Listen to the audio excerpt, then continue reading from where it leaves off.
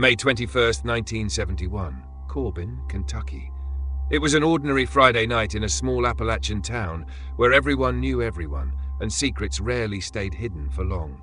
Claude and Martha Sue Shelton were wrapping up the evening like they always did, laughter echoing faintly through the modest white house on Lily School Road, their 3 children already half asleep under soft quilts. Claude, 34, worked at a local manufacturing plant. He was known as steady, responsible, a man who showed up early and never complained. Martha Sue, 27, was the opposite kind of energy, warm, social, always smiling at church gatherings and PTA meetings. Together, they were the image of small-town stability, hard-working parents trying to give their kids a quiet, predictable life. But that night would shatter that illusion forever. Around 10 p.m., Claude told the babysitter, a teenage neighbor girl, that he and Martha were going to visit a friend nearby and would be back soon. It was supposed to be a short drive, maybe an hour or 2 at most. They left the kids in bed, locked the door, and drove away in their blue 1969 Ford Galaxie 500. The babysitter remembered the scene clearly. The sound of the Ford's engine fading into the cool spring night, headlights disappearing down the long stretch of country road. The couple looked calm, maybe a bit tired, but there was nothing strange in their behavior. They never came back. By morning, the babysitter woke up to an eerie silence. The sun had already risen, and the Sheltons' car still wasn't in the driveway.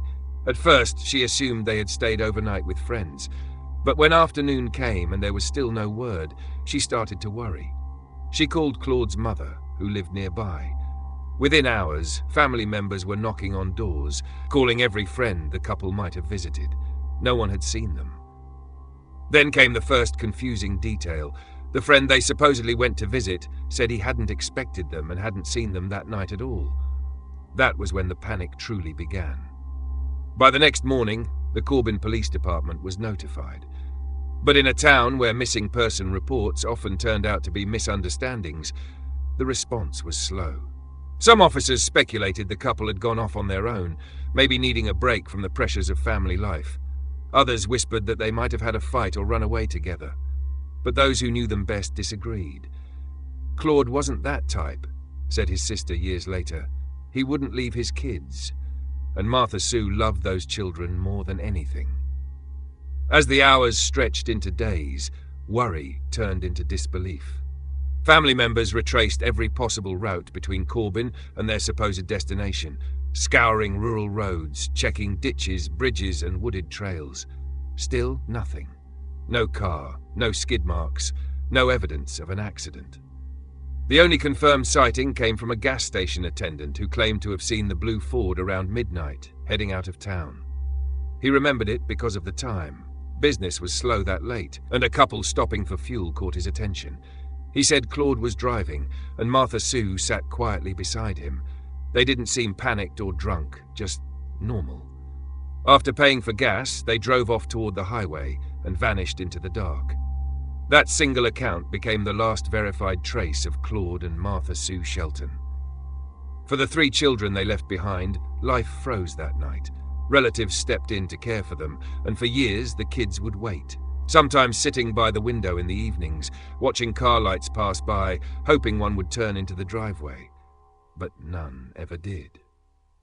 As time passed, speculation began to fill the silence. Some whispered about financial trouble, that Claude might have owed someone money. Others suggested an affair, that maybe one of them had plans to start over elsewhere. A darker rumor claimed they'd been abducted or killed on that lonely road, their car dumped in one of Kentucky's countless flooded mine shafts or hidden lakes. But there was no proof, no bodies, no vehicle, no clues. What haunted the community most was the sheer impossibility of it all. How 2 adults and a full-sized car could vanish completely without a trace in a town where everyone noticed everything. 50 years later, the details are still as haunting as that first night. 2 people left home on an ordinary errand and simply never came back. A quiet drive, a promise to return, and a mystery that began the moment the blue Ford's taillights disappeared into the Kentucky night. You're watching Trace of Evil, where we reveal true crimes, unsolved disappearances, and mysteries surrounding crime.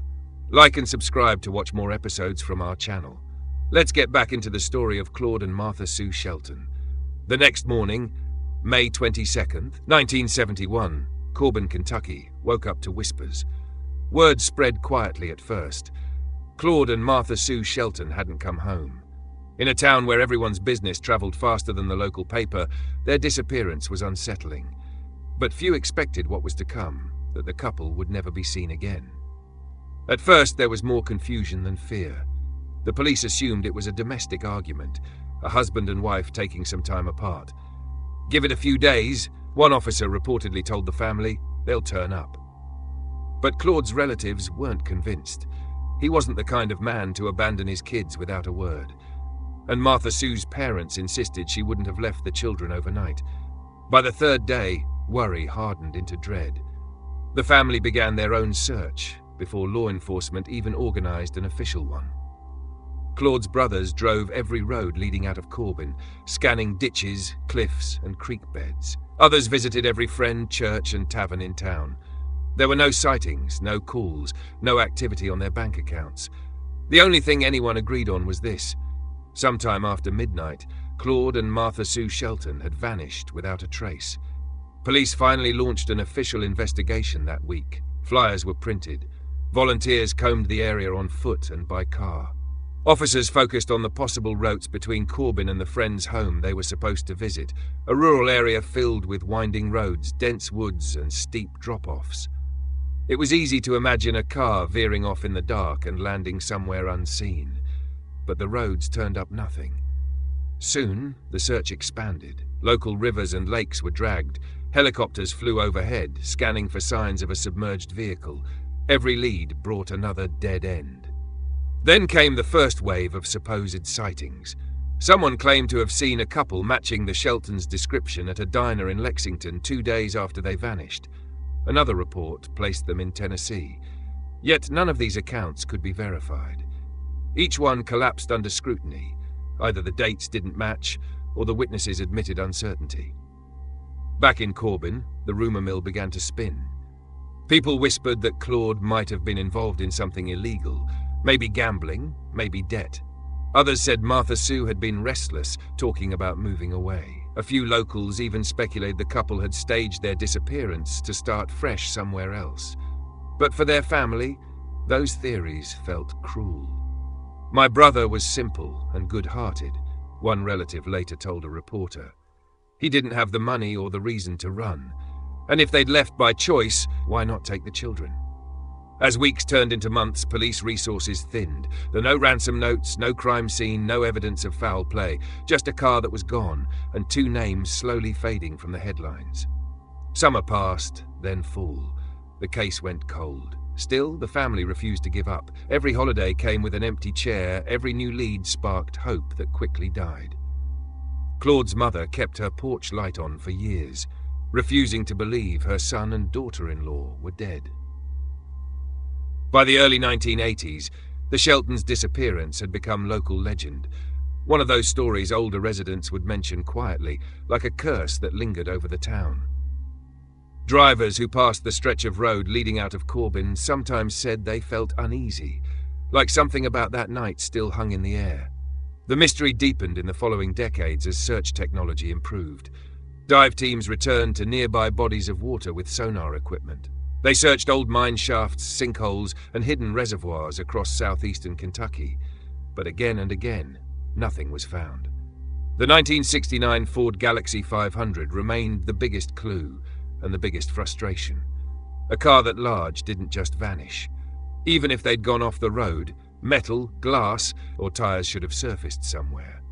But there was nothing. Each investigator who reopened the case walked away baffled. No accidents were reported that night. No car recovered. No remains. To the surviving children, now adults with families of their own, the unanswered questions still burned. What happened between the gas station sighting and the moment the car vanished from the highway? Did someone follow them? Were they forced off the road? Or did something mechanical fail, sending them into one of Kentucky's countless water-filled pits where the earth swallows evidence whole?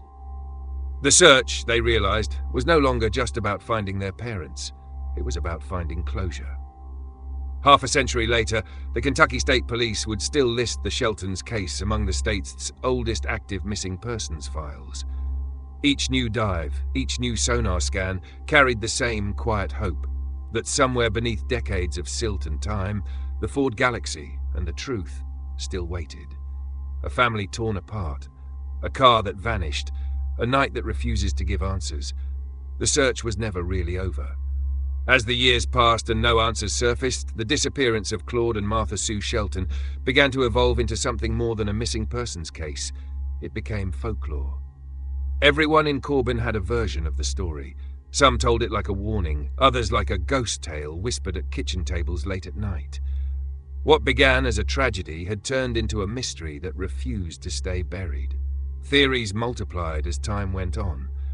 The first, and most obvious, was that the couple's car had gone off the road and into a body of water. Eastern Kentucky was riddled with creeks, rivers, and abandoned mining pits deep enough to swallow a car whole. At night, with poor lighting and narrow roads, one wrong turn could have sent them into darkness. It was a simple explanation, but after years of search efforts, dragging rivers, sending divers into old mine shafts and scanning the ground with sonar, no one ever found their 1969 Ford Galaxie. The second theory emerged from whispers that started almost immediately after their disappearance: foul play. Claude, a factory worker and mechanic, was known to be well liked, but some locals said he had been under financial strain. One rumor claimed he had borrowed money from the wrong people, possibly tied to the region's growing underground trade in the early 70s. Another suggested he and Martha Sue had been involved in a volatile argument that night, one that turned violent after they left home. But these claims came from speculation, not evidence. Police records from that time didn't show any known disputes or criminal ties. Still, Corbin was a small town. People remembered every odd encounter. One local recalled seeing a dark car following a vehicle similar to the Sheltons that night, just outside of town. Another man swore he'd seen headlights swerve suddenly off the road near Laurel River Lake, though when search teams combed that area they found nothing. The third theory, one that lingered for decades, was perhaps the most haunting. They chose to disappear. It wasn't impossible. America in the 1970s saw a rise in stories of people abandoning their old lives to start over. Some pointed to supposed sightings of the Sheltons in other states: Tennessee, Ohio, even Texas. A waitress claimed she served a couple that matched their description weeks later, but the details never added up. Martha Sue's friends found this theory painful. She was devoted to her children. If she wanted to leave Claude, she wouldn't have done it by vanishing into thin air and leaving the kids behind. And Claude, quiet and responsible, had never expressed any interest in starting over. He had built everything in Corbin: family, work, reputation. To disappear willingly would have gone against everything people knew about him. As the years turned to decades, the lack of closure began to shape the town's identity. Older residents spoke about the night the Sheltons drove away, as if it marked the end of an era, when life felt simpler, when doors were left unlocked, when people still believed every mystery could be solved. But what unsettled many the most was the lack of any physical evidence. Cars sink, bones surface, rivers give back what they take, but this case offered none of that. A few investigators revisited the file in the late 90s and again in the early 2000s, hoping new technology might help. Ground-penetrating radar, sonar imaging, and digital mapping of Kentucky's waterways all failed to locate the Ford Galaxie. Divers explored nearby lakes, old strip mine ponds, and even newly discovered sinkholes. Still nothing. Then, in 2016, renewed attention to other cold cases involving missing vehicles sparked public interest again. Amateur divers across the US began forming teams to search old waterways for submerged cars, often solving decades-old mysteries. Some even offered to look for the Sheltons. Local officials welcomed the effort, but warned of how challenging the terrain was. Kentucky's geography, riddled with flooded mine shafts and uncharted reservoirs, made it nearly impossible to rule out every possibility. You could be standing right above that car, one diver said, and never know it. The Sheltons' 3 children grew up haunted by that uncertainty. Each theory offered a different version of their parents, victims of a crash, targets of violence, or people who simply walked away. None of it felt right. None of it brought peace. Today, the case remains one of Kentucky's most enduring mysteries. The file sits in the archives of the Kentucky State Police Cold Case Unit, thin, faded, but still active. Occasionally, tips still come in. Someone claims they found something in the water. A rumor surfaces about an old confession. Each one reignites old hope, and each one so far has ended the same way, with silence. More than 50 years later, the story of Claude and Martha Sue Shelton isn't just about two people who vanished. It's about the void they left behind, a void that swallowed time, truth, and generations of unanswered questions. Did their car lie hidden beneath decades of mud and silt? Were they victims of something darker, buried by the weight of small-town secrecy? Or did they simply drive off into the night, never intending to return? The answers remain somewhere out there, in the hills, in the water, or maybe lost to time forever. What began as an ordinary night became a legend, a drive into darkness that no one could ever follow. More than half a century has passed since Claude and Martha Sue Shelton left their small Corbin, Kentucky home for what should have been a short trip. Their children, now grandparents themselves, still have no answers. The night of May 21st, 1971, remains suspended in time, frozen between fact and speculation. For years, the case sat in the archives of the Kentucky State Police, a thin folder of yellowed pages, faded photographs, and incomplete reports. But as the digital age dawned, the world rediscovered the Shelton story. What had once been whispered across diner counters was now being re-examined on internet forums, true crime podcasts, and YouTube documentaries. Each retelling breathed life back into the mystery. The renewed attention sparked new efforts to find the missing couple. Local divers, amateur sleuths, and even national search teams began scouring Kentucky's waters, not just for the Sheltons, but for dozens of other families who had lost loved ones in similar disappearances.